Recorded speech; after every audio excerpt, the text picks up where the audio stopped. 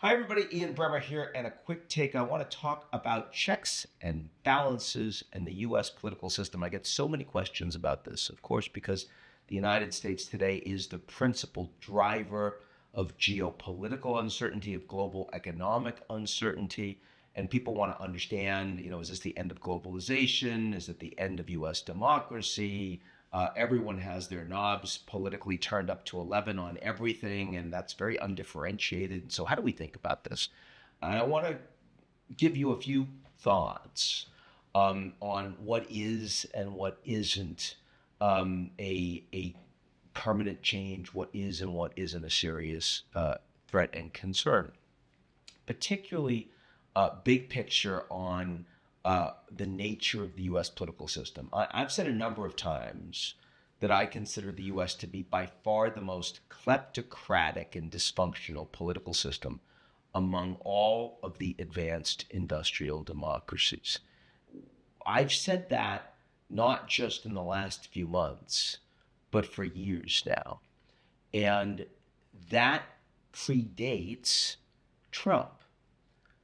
Trump has sped up the kleptocratic impulses in the United States. The second most powerful person in the White House on President Trump, at least for now with an official position, is also the wealthiest person on the planet who continues to own and run 6 companies.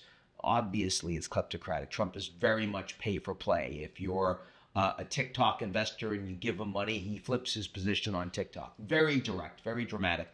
But the United States has been kleptocratic for decades. It is the country where if you have money, you can use it to gain access to power, and that will get you outcomes you want, whether it's a specific tax code or a specific regulation or lack thereof. That is much more true in the US than it is in Canada or Germany or Japan or Australia or New Zealand or the Nordics, any of the advanced industrial democracies, the rich democracies, right, which is the kind of the cohort that you look at when you think about the US political system. And that's interesting because when Trump leans in on that kleptocracy, when he expands it, it may make a number of business leaders and bankers uncomfortable. It's unseemly, but they're used to it. They know how that works. They already have their lobbyists and their PACs. They already have their comms teams. They've got their people on K Street lined up.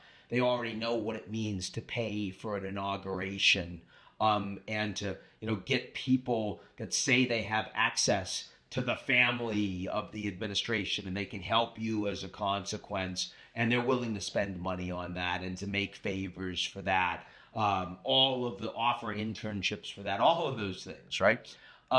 And as a consequence, you don't get pushback on that, right? If Trump is going to shake down a corporation or else, they'll pay. And that's true across the board. You don't see a lot of public courage as a consequence from the business environment in the U.S. The U.S. does not have a long-standing policy of authoritarianism. The U.S. is not used to dictatorship. And so when Trump engages in things that feel like a direct threat to the rule of law on, say, the ability of law firms to conduct their core business, which is representing anyone vigorously that deserves defense, a couple of firms will bend the knee, but there'll be a lot of internal pushback. And most won't, because that's something that is beyond the pale. And I think the same thing is true about academic freedom, is when the Trump administration says, whether you like the politics or not, that they're going to cut off funding if you don't eschew some of the independence that you have exerted and that you have as your right, as your due, as a public institution, as a university, and that maybe they should take away your tax-free status, all that kind of thing. Then you see a couple of universities will bend the knee, but most won't. And there'll be very strong pushback on that. And so What I think is happening is that the U.S. is going to continue to become much more kleptocratic um, beyond Trump. And I don't see anything that's going to stop that. And that is a serious problem long term in terms of reputational capital for the United States, both domestically and attracting capital and also on the global stage. Um, but I also see significant pushback on authoritarian impulses, and I think it's far less likely that the U.S. is slipping into dictatorship. And so when the Financial Times writes that the U.S. is halfway towards becoming a police state, I say no, not at all. The U.S. may well be today the most unfree of advanced democracies, but it is not the most free of authoritarian states because it's not authoritarian. You still have an opposition party that you can vote for and that says whatever they want. I don't feel in any way like I am potentially going to risk arrest or my liberties by virtue of saying to you exactly what I think about what's happening domestically and internationally. If that starts to stop, believe me, you're going to hear it from me before you hear it from somebody else. So that's one point. Second point is that for Trump to be successful in subverting the checks and balances on him, if he wants to win as a revolutionary president, he has to do two different things. The first is he has to actually erode those institutions, those norms, those values. He has to weaken them. But then he has to actually execute on being the most powerful. Because if you want to live by the law of the jungle, you have to actually be the effective apex predator. And what we've seen is that Trump has been reasonably effective at not paying attention to rule of law and norms. If look at trade treaties, USMCA, he's completely abrogated by virtue of saying, nope, national security emergency, I'm just putting tariffs on. That's clearly not what the Mexicans and Canadians signed up for. He doesn't care. And he is doing that with reckless abandon in all sorts of different places, domestically and around the world.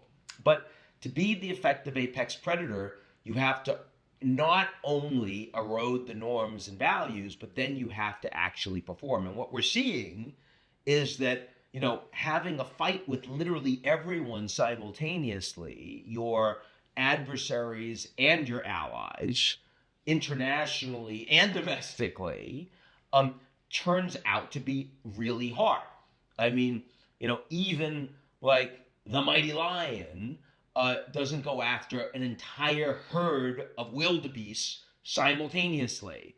Like you pick off an injured one, a little one, maybe a juvie, right? And what Trump is finding out is that he's going after a herd of wildebeest and he's getting kicked in the head. And he's done that internationally with let's put 145% tariffs on China, the second biggest, strongest, most powerful economy in the world. And by the way, with a political system that's much more capable of waiting out and taking pain than the Americans are, because it's an actual authoritarian regime with a multi-generational rule from a communist party that is very consolidated. So the Chinese are saying, oh yeah, we'll hit you back. And now Trump is saying, oh, maybe bad idea. And he's also seeing that, for example, with his decision to go after Fed chief Jerome Powell. And he said, how horrible Powell is, and I should fire him, I should get rid of him. And few days later, he's like, well, I'm not going to fire Powell. Well, it's not like Powell's done anything differently. He's not behaving in any way that Trump would want, but Trump has recognized that trying to kick Powell in the head is a really bad idea because the markets are throwing up all over it, and the business community and other countries and his own advisors. It's harder to get that feedback to Trump because he has a group of advisors, some of whom are very capable, some of whom are completely incompetent, but all of whom are far more loyal and therefore far less willing to give him information he does not like. But the bigger the obvious failures are, the more clear it is that you can't fight all the wildebeest simultaneously, the more that information is going to get through to Trump, and we are seeing that start to happen. So in other words, I do see snapback functions that are constraining what Trump is trying to accomplish. They are not coming from rule of law. They are not coming from the established institutions, which turn out to be a lot weaker than a lot of people had hoped or believed. But they are coming from other powerful forces domestically and internationally that are capable of standing up and saying, no, we're not going to take that. And you all know courage is contagious. You suddenly see some big guns that are coming out and saying, no, we're not going to take it. And that actually provides space for other people to do it too. And so, at the end of the day, leading by example really matters. Especially when something's happening that is obviously deeply damaging to yourself, to your family, to your colleagues, to your business, to your country, and to the world.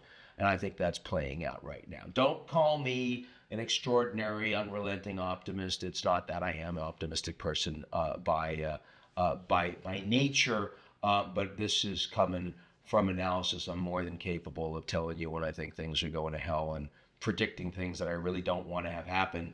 This, on the other hand, is something I would really like to see happen, which is effective checks and balances on unhinged decision making. And I am starting to see that some of that is playing out. That's it for me, and I hope everyone's doing well. I'll talk to you all real soon.